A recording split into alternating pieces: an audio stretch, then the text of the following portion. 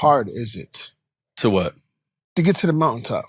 It's really hard to explain it how hard it is, because on the outer, we just look at what we can see. Talent, roster names, positions, coaches. Like, we looked at all the parts and said, oh yeah, of course, Phil Jackson's supposed to win a championship with Michael and Scotty. What?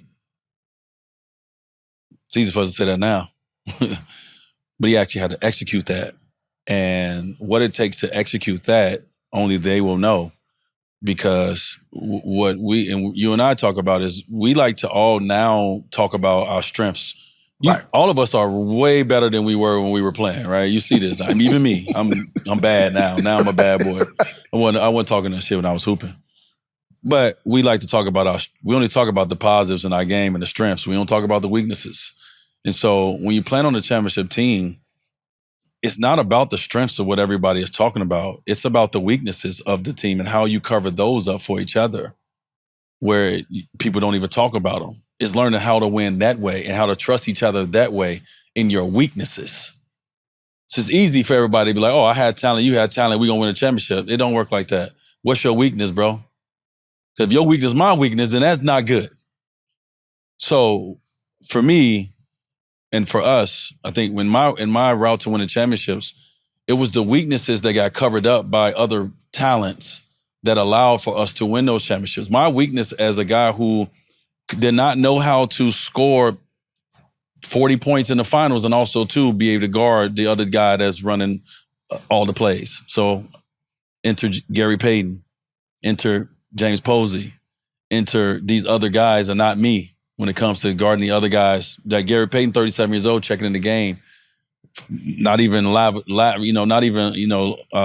up yet, and he's like, D, I got him. You go over there.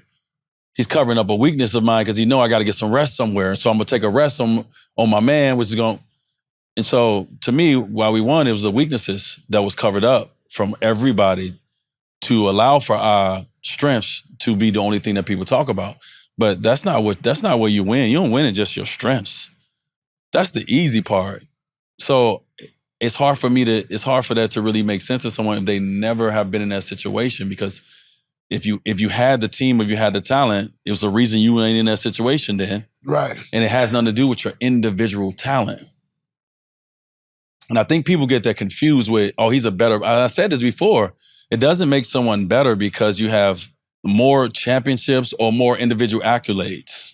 It doesn't make you a better basketball player. It's what someone likes. It's what style they like. It's where the goalposts stand on this day. That's right, what makes the numbers go where they go. And so, it takes for everybody to look at their individual career and really, really talk about what it is they really wanted out of their career and if they actually got those things. Mm. And so for me, like, I wanted to win championships. I didn't care how I end up doing it. I just wanted to figure out a way to win.